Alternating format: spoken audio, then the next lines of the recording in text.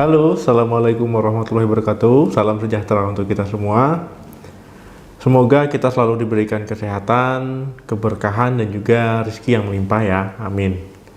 Teman-teman pejuang garis 2, ini memang banyak yang merequest video-video tentang meningkatkan kesuburan di channel ini. Jadi ya saya fokuskan di bulan ini untuk membuat video-video untuk membantu teman-teman yang sedang melakukan promil ataupun program hamil ya.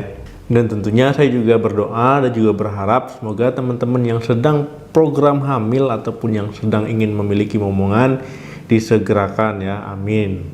Jadi banyak keluhan ataupun masalah yang dimiliki oleh pasangan yang baru menikah ataupun yang sudah lama menikah itu lama memiliki momongan ataupun belum memiliki momongan. Nah, jadi banyak cara yang bisa dilakukan, yang teman-teman lakukan untuk meningkatkan kesuburan.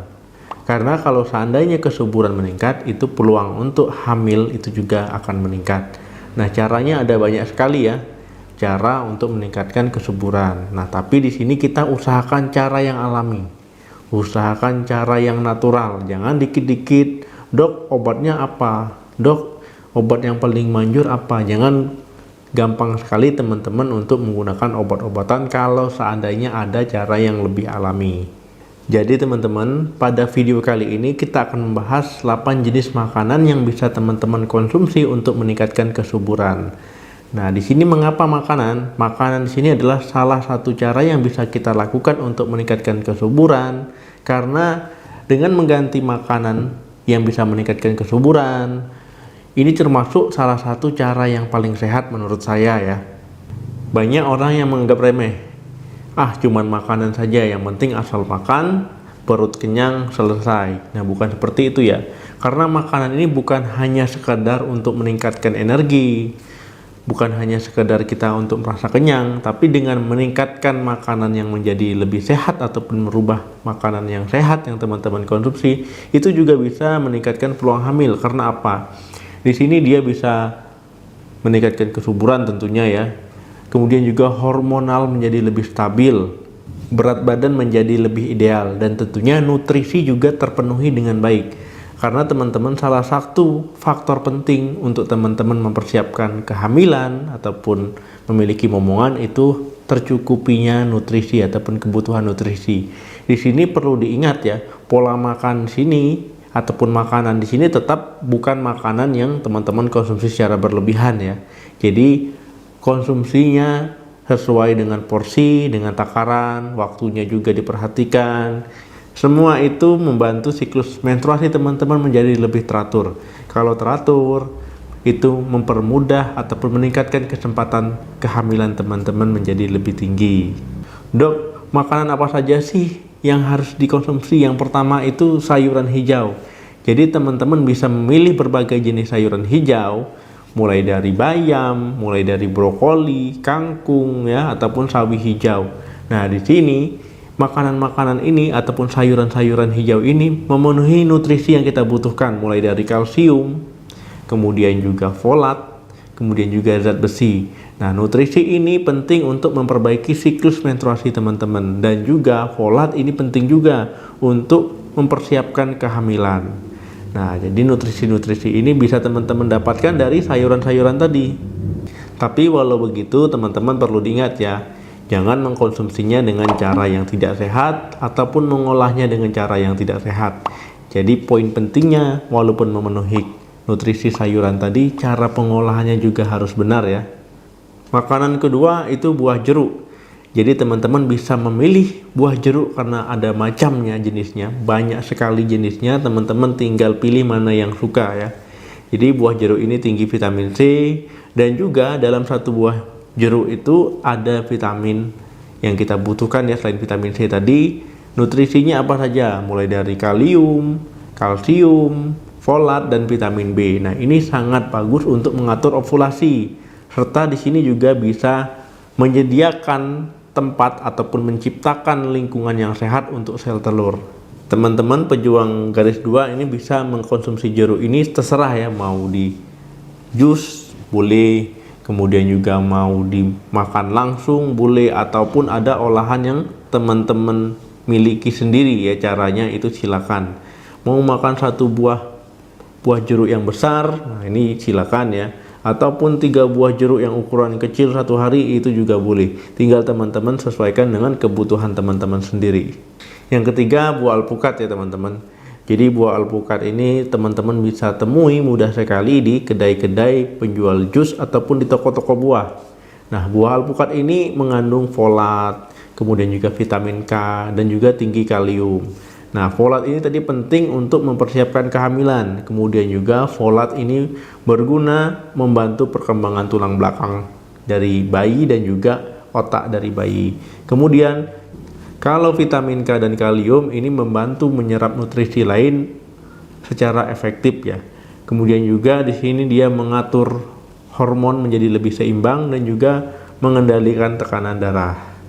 Nah, alpukat ini juga bisa teman-teman gunakan untuk menu diet ataupun pilihan buah diet ya. Karena di sini dia mengandung lemak sehat ya, lemak tunggal tak jenuh.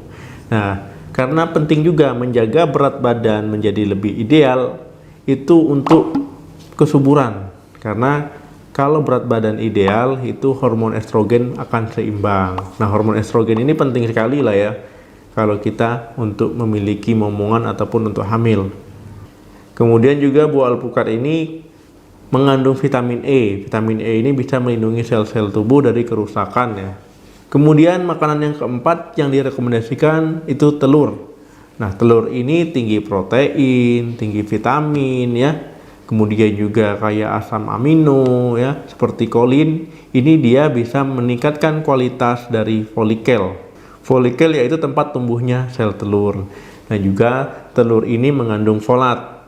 Nah, teman-teman mengolah telur ini gampang sekali ya, bisa dengan cara direbus atau juga dibuat telur dadar ataupun dibuat olahan lainnya. Tapi kalau saran saya sih bagusnya telur rebus ya, mengurangi kontaminasi dari minyak ataupun mengurangi penggunaan minyak.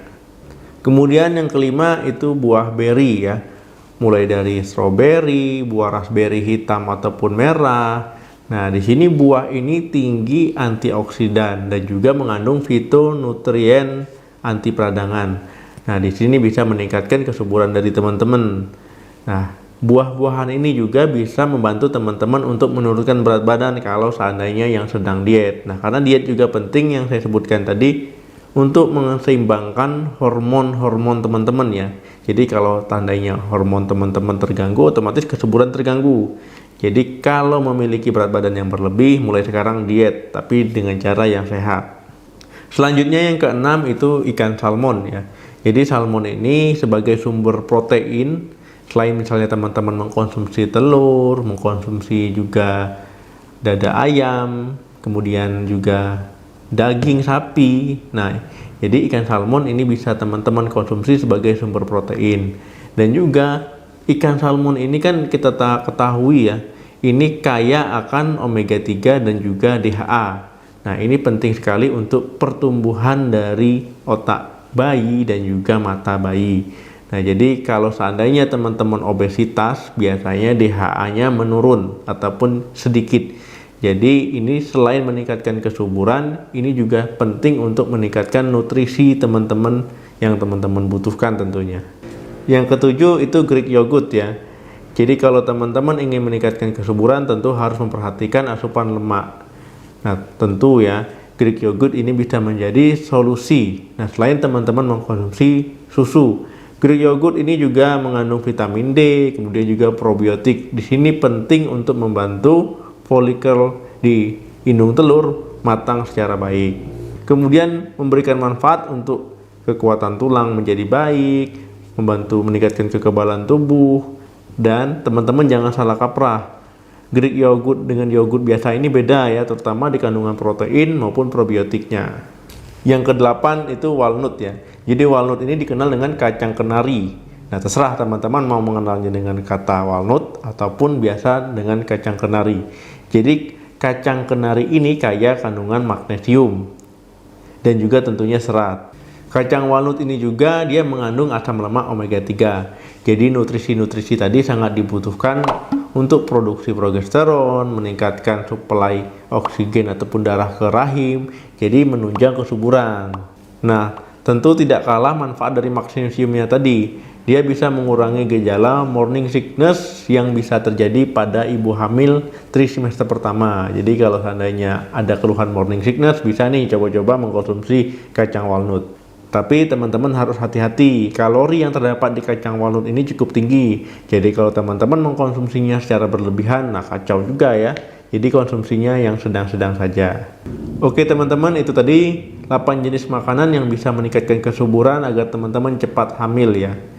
Jadi teruslah berusaha, teruslah berdoa, dan juga jangan lupa sabar dan ikhlas. Nah teman-teman, semoga video ini bermanfaat, membantu teman-teman. Jangan lupa di share. Sampai ketemu lagi di video saya selanjutnya.